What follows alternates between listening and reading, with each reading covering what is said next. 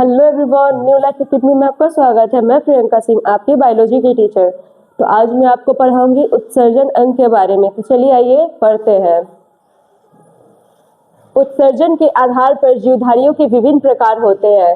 क्या होते हैं? जीवधारियों के विभिन्न प्रकार होते हैं। कितने प्रकार होते हैं? तो 5 प्रकार होते हैं। देखिए, प्रोटीन, यूरिया और मूत्र से क्या बनता है? एमिनो एसिड, जो कि 3 प्रकार का होता है, अमोनिया, यूरिया और यूरिक एसिड।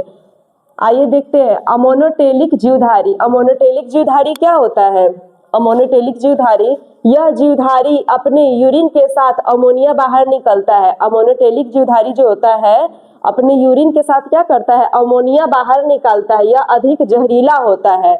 सबसे अधिक जहरीला होता है। कौन होता है? तो अमोनोटेलिक जीवधारी सबसे अधिक जहरीला होता है, जो कि मछली, झींगा मछली, टेडपॉल मछली का लार्वा, ये सब क्या करते हैं? अपने यूरिन के साथ क्या निकालते हैं? तो अपने यूरिन के साथ ये क्या करते हैं? अमोनिया बाहर निकालते हैं। और यूरोटेलिक जीवधारी, यह जीवधारी अपने अपने यूरिन के साथ यूरिया बाहर निकालता है। यह मध्यम विषैला होता है। देखिए, ये जीवधारी क्या होता है? अपने यूरिन के साथ यूरिया तो बाहर निकालता है, परंतु ये क्या होता है? मध्यम विषैला होता है। जैसे पढ़ा है, देखिए, अमोनिया अधिक विषैला, यूरिया मध्यम विषैला और यूरिक एसिड कम विषैला। ये अमोनिया क्या है? इसमें है ना अमोनोटेलिक, ये क्या है? सबसे अधिक विषैला जीवधारी होते हैं, जो कि उनका यूरिन जो होता है सबसे अधिक विषैला होता है। मछली हो गया, झींगा मछली हो गया, या टेडपॉल हो गया, या मछली का लार्वा हो गया, ये क्या होता है? सबसे अधिक, इसका जो यूरिन होता है सबसे अधिक जहरीला होता है।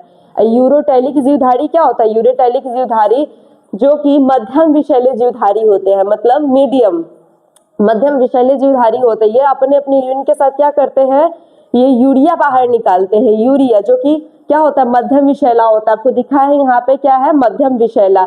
एग्जाम्पल, सभी प्रकार के स्तनधारी, सभी प्रकार के स्तनधारी जिसमें मानव भी आ जाएंगे, सभी प्रकार के उभयचर, वयस्क मेंढक या कछुआ। देखिए, सभी प्रकार की स्तनधारी, सभी प्रकार के उभयचर और वयस्क एवं क्या कहते हैं ना, कछुआ, जो फीडिंग कराती है, जो जानवर हो, पशु हो, मानव हो, जो फीडिंग कराते हैं, वो भी किस में आते हैं? वो किस में आते हैं? ये क्या कहते हैं? सभी प्रकार के स्तनधारी में आते हैं। और ये किस में आते हैं? यूरोटेलिक जीवधारी में आते हैं। और ये देखिए, यूरिकोटेलिक, ये क्या था? यूरोटेलिक था। ये क्या है? यूरिकोटेलिक जीवधारी। यह जीवधारी यूरिन के साथ यूरिक एसिड बाहर निकालता है। देखिए, यूरिक एसिड ये क्या होता है? कम विषैला। तो देखिए, यह कम विषैला होता है। क्या होता है? यह कम विषैला होता है। एग्जाम्पल में सभी पंछी, सभी सर्प, जैसे सांप और छिपकली, ये क्या होते हैं? ये सब कम विषैले होते हैं।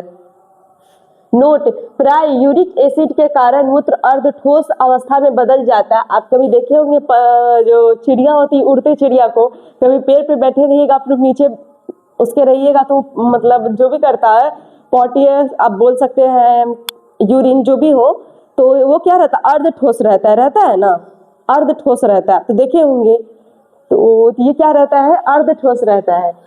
अमीनोटेलिक जीवधारी, इनके यूरिन में अमीनो अम्ल होता है, जैसे घोंघा और सीपी। अमीनोटेलिक में क्या होता है? इनके यूरिन में अमीनो अम्ल पाया जाता है। कौन अम्ल? अमीनो अम्ल पाया जाता है, जो कि जैसे कि घोंघा और सीपी में पाया जाता है। और ये क्या है? गुआनोटेलिक जीवधारी। गुआनोटेलिक जीवधारी में कौन आते हैं? मकड़िया यूरिन के रूप में गुआनिन अमीनो अम्ल बाहर निकालता है। मकड़िया जो होता है, मकड़ी जो देखते हैं ना, लगता है अपने घर में 2-4 दिनों या 2-4 महीनों तक घर नहीं साफ कीजिए तो जाले लग जाता है, उसमें क्या रहता है? मकड़ी रहता है।